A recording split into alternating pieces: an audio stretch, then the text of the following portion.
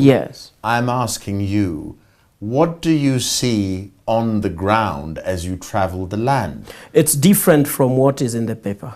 Right. So what do you see? Do you see trees being grown on a daily basis at prodigious 1,000 trees a day? It's a really contagious issue. But now that you ask, I may be able to just give you the most recent sites that I've been able to see, because we were taking the board through the water towers as a first phase of a reconnaissance tour, and we went over Mau region.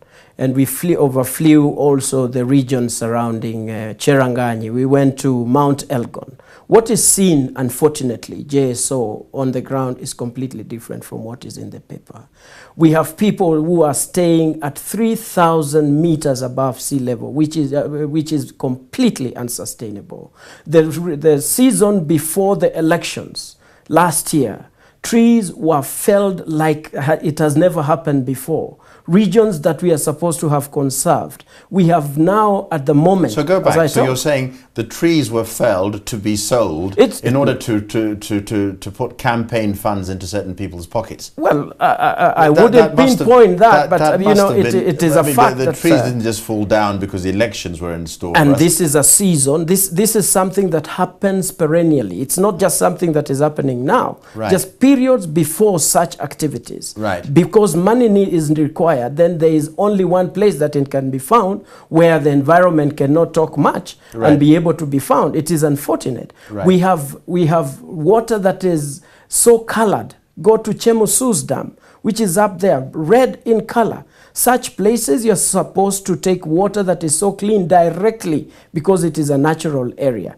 It means that floods that we have in this country are emanating from some human activities, purely anthropogenic issues that are supposed to be avoided. But it is happening in our country. We have a lot of institutions. We have people who have also gone into the forests. It's a long issue that, of course, I believe that the government is taking the right direction. And there is, you can't be taking the right direction if it doesn't have a policy. What is the right direction for? I'm trying to be fair, JSO, because you see, and I'm trying to be unfair. Yeah, no, I'm trying to be unfair, which is good because you're here to bring out issues. You've said that the enormity of the situation is such that it cannot be treated lightly. Yes. So you've said to me, and I'm listening very carefully. Yes. We're still going through the idea of formulating a policy. Yes. How long will it take, and what are the obstacles? There are efforts that we have made. I know that I have personally made some efforts towards this.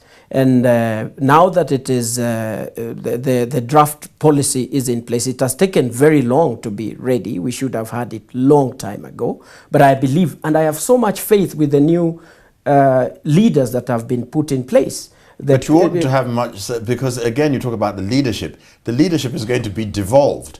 So the idea of county governorship also raises issues. You're doing wonderful things in Kitui. Mm-hmm. What about Turkana? What about Pokot? What about Samburu? Awareness. Awareness is what needs to be done. I am sure that there is direction towards that, but it needs to be known that drivers are not just to be, because we now have county governments. Who have you elected to these positions? How much do they understand of this particular issue? The government has gone ahead to register 18 water towers. When talking about water towers, is environment in totality. What is being done in this area? You talked about bees, and you talked about so much. This is what is in totality. I was in Mombasa just the other day, Shimba Hills, and you get to the place, you love what you see with your own eyes. Consistency, water flowing because of a different kind of an environment. And I looked at it. What has made Shimba Hills to be one successful forest, one successful KWS region, one successful water towers, and is a combination of so many things. I found that the animals, you cannot get there because the elephants are taking care of that. The place is fully fenced. KWS is there, and Kenya Forest Service is there. No, and there was a serious argument. I beg to disagree slightly. Let us go. In the sense that you're trying to suggest the wonderful relationship between the KWS and the Forestry Department. Yes. That's not what we read in the papers when we read the small print. Yes. We have the Forest Department saying, these forests are ours, we want to cut them down. We're saying, the KWS saying, these forests form part of a sort of conservancy and you can do nothing. These are enemies at daggers drawn. They're not working together. You see, I'm not talking about a good working relationship between the two organizations. I'm talking of the result of different players in one organization working together, whether by design or by default. What is the end result is what matters to me and what needs to concern us as a country. We are talking, I think you're being very specific here, JSO. We are talking of a situation where there are some trees that were planted many years back, in the 60s. Exactly. Okay? Trees have grown. They were particularly planted by Kenya Forest Service. And on the other side, and they have since created a very lovely scene and a lot of cover that has been generated in the region.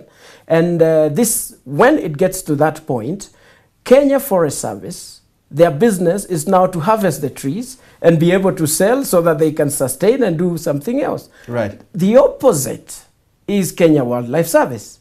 They say, hey guys, you did a good job. You planted trees. And these trees, because the nature has since regenerated, it has since become an animal habitat. And therefore, you have no business trying even to imagine that you can cut these trees. This is a good fight, because these are institutions that are working. Meanwhile, animals are at peace, and there's so much. And therefore, there was a team that was put together, interministerial team. I would like to see the report, which must be a win-win situation.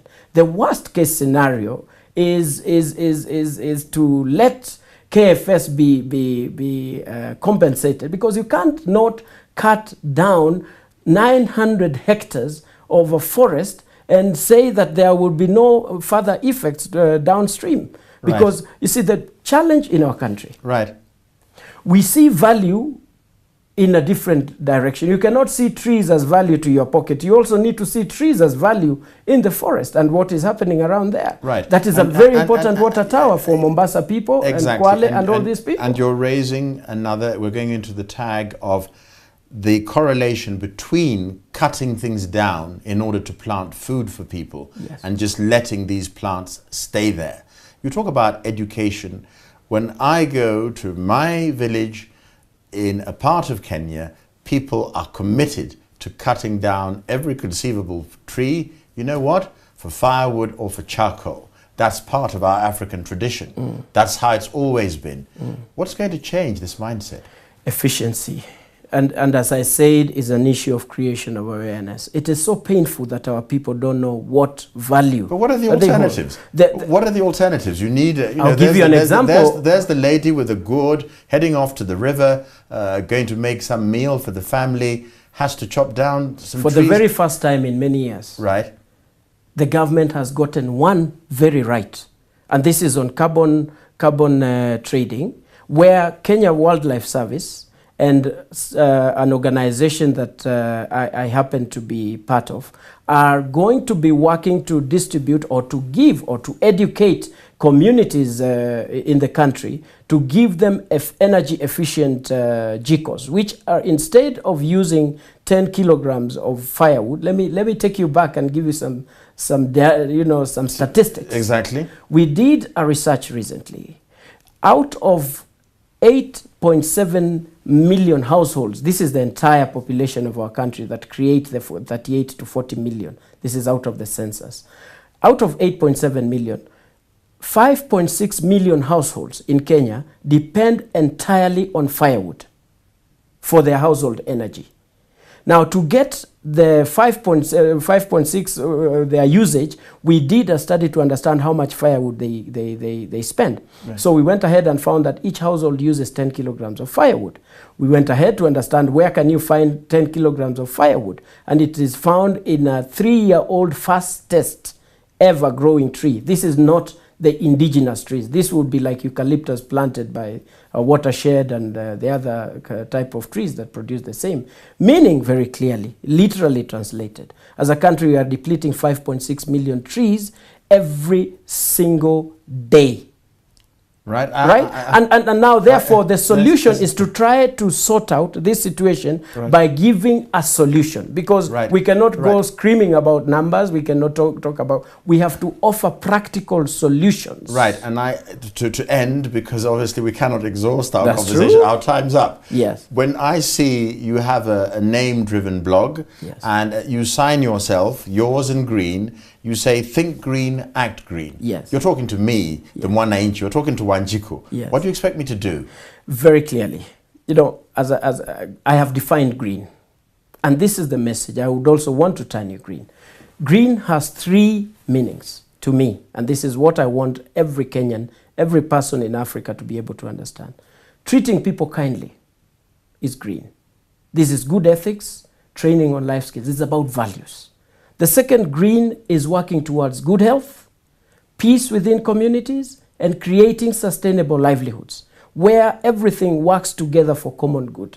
We cannot continue dealing with the issues that we are dealing with. Then after having those 3, then you now have the most important green, because it is equally important, and this is passionate environmental conservation. So when I say think green and act green, is about those 3 greens, and I would want you to think green and act green. And therefore, how to do that is to establish activities that are geared towards adding value to what is around you, and be able to be a teacher, because we need that, and our country needs us. We must think green and act green. Isaac Kalua, environmentalist, thank you very much for coming on the JSO interview. Thank you very much for having me.